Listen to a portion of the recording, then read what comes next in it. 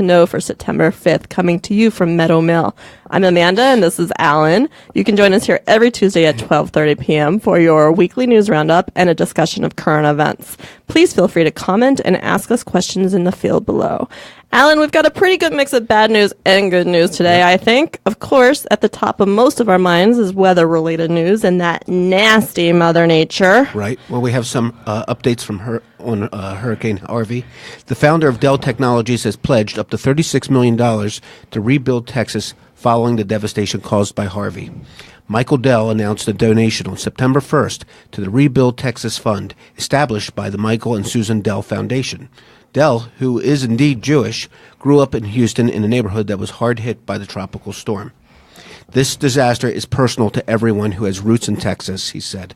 Both of us were born and raised in Texas, and the street Michael grew up on in Houston is underwater now. This came from a statement by the foundation. Forbes estimates Dell's net worth as of February 2017 at $20.8 billion.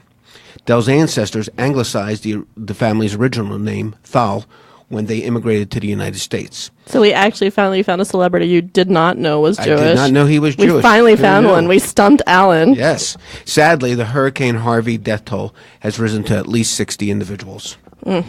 And then there's Irma. Yikes. According to the National Hurricane Center, Hurricane Irma has strengthened to a Category 5 storm with maximum sustained winds of 175 miles per hour. Irma is expected to remain a dangerous hurricane as it approaches the Leeward Islands. Both Florida and Puerto Rico have declared states of emergency. Landfall is expected Wednesday on the island of Anguilla. That could be terrifying. I guess we'll just have to wait and see. Maybe it'll lose some strength as it stays out there. Otherwise, scary. So stay dry and safe, people. If you're just joining us, this is Jambor's Need to Know on Facebook Live, coming to you from Meadow Mill. Ask us whatever you like in the comments field below, and be sure to like and share. So we have some breaking news happening this morning. We have an update news on DACA. President Donald Trump has decided to end deferred action for childhood arrivals, known as DACA, the Obama-era program that grants work permits to undocumented immigrants who arrived in the country as children. Senior White House aides met on September 3rd to discuss the rollout of a decision likely to ignite a political firestorm and fulfill one of the president's core campaign promises, according to Politico. Trump has wrestled for months with whether or not to do away with the deferred action for childhood arrivals policy, but conversations with Attorney General Jeff Sessions, who argued that Congress, rather than the executive branch, is responsible for writing immigration law, helped persuade the president to terminate the program and kick the issue back to Congress. And Sessions also called the program unconstitutional and says it is taking jobs away from Americans. Right. Okay. The White House plans to delay the enforcement of the president's decision for 6 months, which will give Congress a window to act, according to one White House official.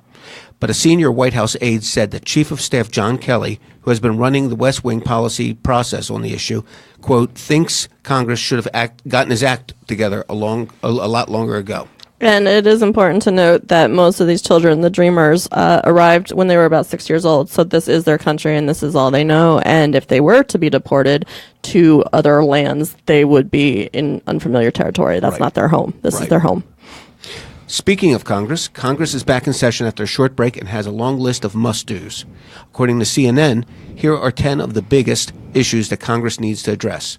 Hurricane Harvey relief money, the debt ceiling, a government shutdown, DACA, of course, tax reform, a national flood insurance program, Russia, North Korea. Which really heated up this weekend some more. Yeah.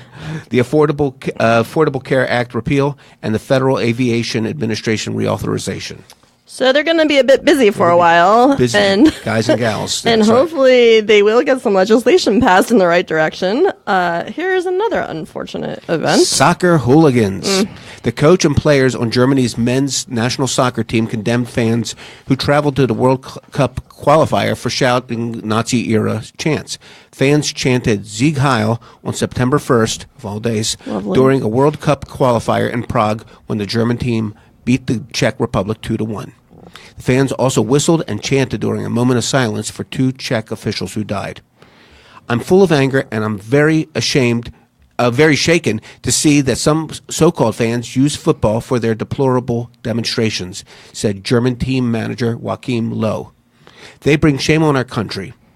Lowe said he hoped the fans would be sanctioned. We don't want them. We're not their national team, and they're not our fans, he said. The national team responded to the chants by refusing to applaud the visiting fans after the match, as is customary, the AFP news agency reported. The match took place on the anniversary of the invasion of Poland by Nazi Germany in 1939, which of course started World War II. Awful. We keep telling everyone, if you're in Germany, or if you're having anything to do with Germany, don't do anything Nazi related. It's illegal there. Don't do it. Yep. The BBC News is reporting that 4 serving members of the British Army have been arrested under anti-terror laws on suspicion of being members of the banned neo-Nazi group National Action. The Army confirmed the arrest and said it had supported the police-led operation. Police said the arrests were pre-planned and intelligence-led, and there had been no threat to the public safety. They said they were continuing to search several properties. The men are being held on suspicion of being concerned in the commission, preparation and instigation of acts of terrorism under Section 41 of the Terrorism Act 2000, namely on suspicion of being members of a prescribed organization. Blah. So, if you're just joining us, this is Jay Moore's Need to... That's all I can say right now. It's just blah. This is Well Jay said. Moore. Thank you. Right? I'm very eloquent.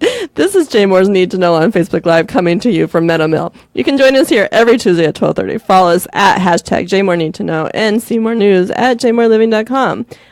So, as a programming note for our football fans, that other kind of football, not the soccer kind, Right. our kind, the NFL season opener. good kind. Sure, I guess. So, NFL season opener kicks off Thursday with the Kansas City Chiefs at the New England Patriots at 8:30 p.m. And the Ravens play at the Bengals Sunday at 1. So be sure to set your fantasy league lineups. Alan, do you play fantasy? I have to admit, I do not, but I'm sure Glenn does. Glenn, do I you? do plenty. There Lots you of go. Fantasy. Are you ready? No. You're not ready? No, I'm no good at it. Oh, no. Okay. Well, that's horrible. So I also play fantasy. My draft hasn't happened yet. We're cutting it really close and drafting on Wednesday. I'm hoping for all the goodness because to me, it's all about your draft. So, be sure to set your fantasy league lineups, everyone. Alan, let's get to a J word of the day. This one's an oldie but a goodie. Yes, and it's a Yiddish word. The word is balabusta. What does it mean? It's a hardworking person who gets the job done, who gets things done. Usage, that one's a real balabusta. She keeps that family together. And I must say that a mutual friend of ours, I've mentioned her before on the show, Rona Hirsch, she would qualify as a balabusta. She's definitely a balabusta. I would like to aspire to being a balabusta, I think. And we're going to hope that Irma turns out not to be a balabusta. Yes. She needs to be the opposite. What's the opposite? Do Glenn you know? is a balabusta. Glenn is a total balabusta. balabusta. This is weird. Do you, do you know what the opposite is of a balabusta? Probably a schlemiel. Oh, okay. So let's make Irma a schlemiel. Yes. All right. We're pretty much done. So remember to join us here Tuesdays at 12:30 for your Need to Know News Roundup. Additionally, you can join us on Fridays at 12:30 for your weekend agenda. Don't forget to comment, like, share, and follow at hashtag JMoreNeedToKnow and go to JMore Living for more news updates. Here's hoping Irma misses us. Good luck, everyone. Good luck. Bye. Bye-bye.